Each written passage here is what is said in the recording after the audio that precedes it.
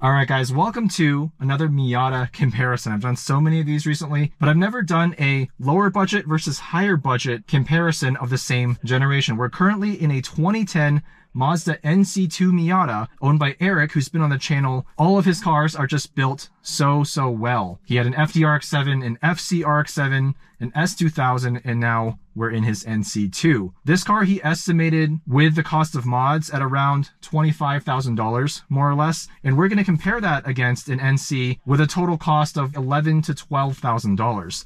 Full mod list for this car is in the video description, but the NC2 has the 2-liter naturally aspirated inline 4-cylinder engine, but it got the stronger internals compared to the NC1. So this is making 167 horsepower, 140 pound-feet of torque, and it revs quite high, almost 7,500 RPM. The main mods you need to know about: Volk CE28 wheels with RE71 RS tires, 245s all around, a Cusco RS 1.5-way LSD, and Xida race spec coilovers, 11K front, 7K rear. There's a lot more to this car than just those three parts, but in my opinion, those are the three you need to know about. Check this out. Keyless start. Like a modern Porsche. We've got the key tucked away in the cup holder here. A modern infotainment upgrade as well, and I believe he recently got this engine tuned and dynoed, and it was making somewhere around 160 at the wheels. 6-speed manual. Let's see how it feels.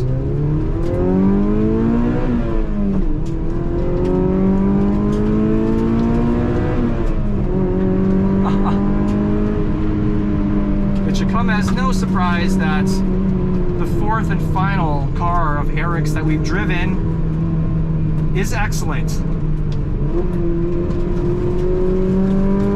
Even just the sound of this engine with the exhaust is excellent.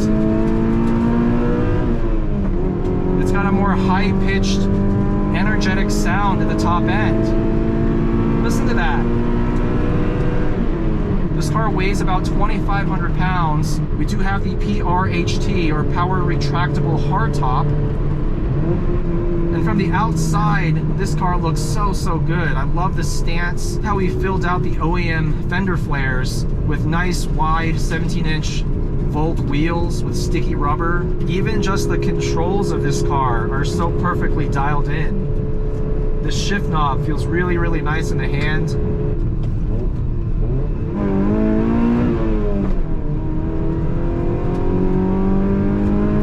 Canyon etiquette today. Now look, we're at elevation with a small naturally aspirated 4-cylinder. This isn't making a whole lot of power.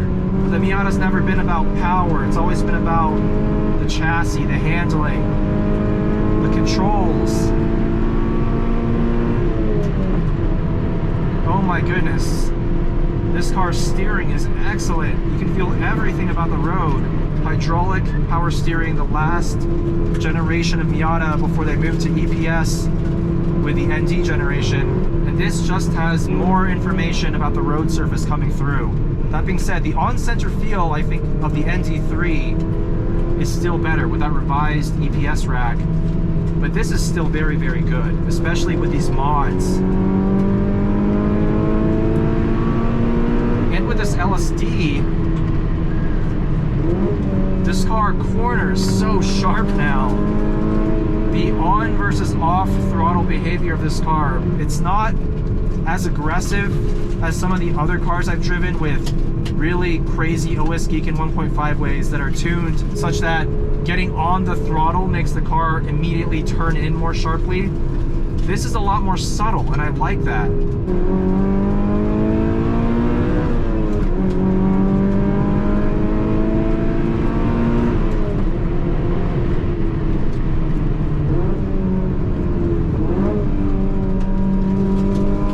Response is excellent.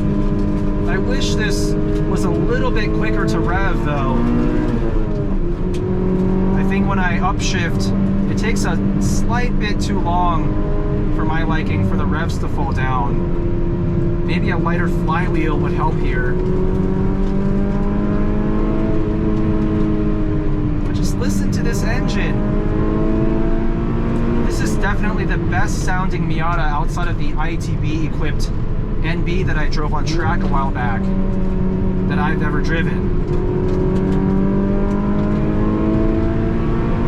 And these Xida's coilovers, excellent, so good. The car corner's flat, it still soaks up the bumps. It's a great combination of control and compliance. And these are just one-way adjustable, so they're not super expensive, complicated to set up coilovers.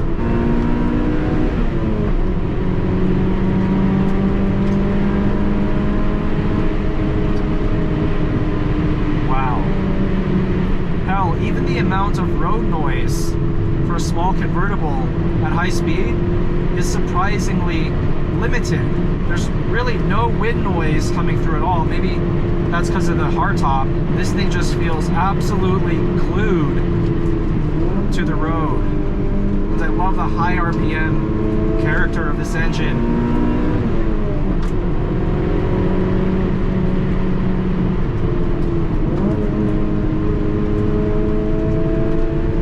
This is such a good car. It drives just as good as it looks. Best looking Miata I've ever driven, check. Best driving Miata I've ever driven, at least in the canyons, double check. Oh my God, this is money.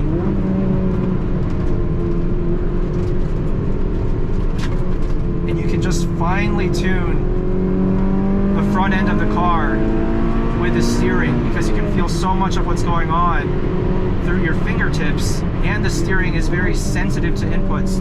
Little micro movements in the steering wheel directly correlate to those front tires turning. But that doesn't mean this car feels overly sensitive. It's not a hyper nervous car. It's just really well dialed in for canyon driving. I'm sure this is great on track as well, but it feels right at home on this road. Even the rear end of this car with these coilovers has surprisingly good compliance over some of the bigger bumps. Granted, the bumps on this road are not huge, but still, oh my goodness. Even for $25,000, this thing is worth every penny. I mean, think about it, 25 grand for this car, or a stock or very lightly modified S2000. I know which one I'd have. Time to hop into that budget NC Miata build that costs less than half as much money as this build. Let's see if it feels half as good. All right, we're now in a 2006 NC1 Miata with an NC2 engine swapped in. The owner mentioned that he had to dump a lot of work into this car. He bought it for around $3,000 to $4,000. But if you were to buy a clean stock one with some miles on it, you're looking at more like $7,000 to $8,000. Then you add in the cost of mods on this particular car, you're looking at most $12,000 all in. This has Meister R coilovers. We've got some Koenig wheels, and then some basic track reliability mods. A radiator, a roll bar, we've got some sway bars, and then some endless MX72 Plus pads, which are the same as what we have on Eric's car. And we also have a Goodwin dual exhaust. As you can see, there's no more rear interior. All the sound insulation and carpeting has been pulled out, so it's a lot more noisy. 174,000 miles.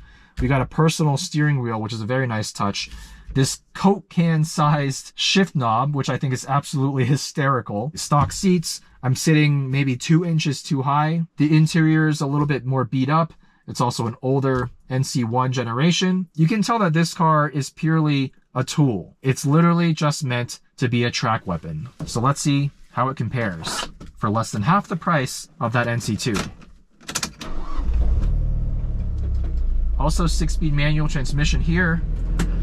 And one thing I've always disliked about this particular trans, I don't know if the 5-speed has this issue too, but the 3rd gear to 4th gear shift, the RPMs drop by an insane amount.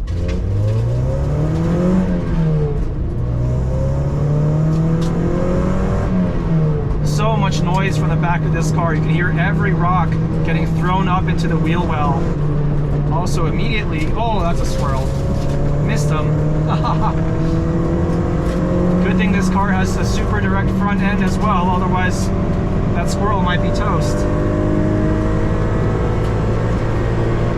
Now, though this has an NC2 engine, the red line appears to be 7,000 or maybe 7,100. I'm not sure if maybe this car still has the original ECU, so it's artificially limiting how high this engine can rev. But this engine makes a good sound as well.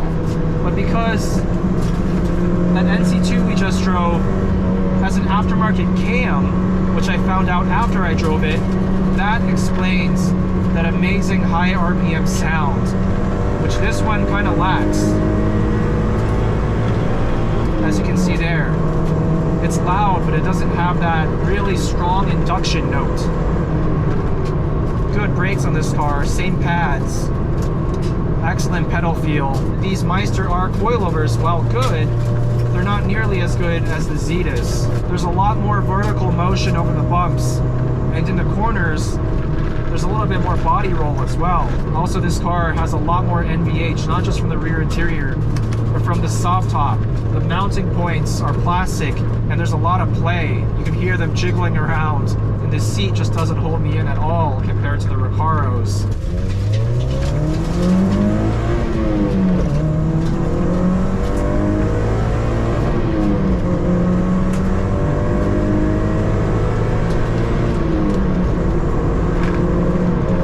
Watch how hard I have to flip it.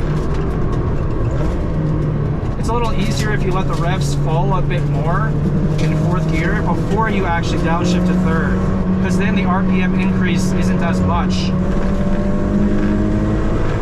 The one thing I will give this car over the NC2 though, something very simple but very significant. This steering wheel, I absolutely love this personal steering wheel. It just fits in the hand so well, and I prefer this over the stock wheel by far.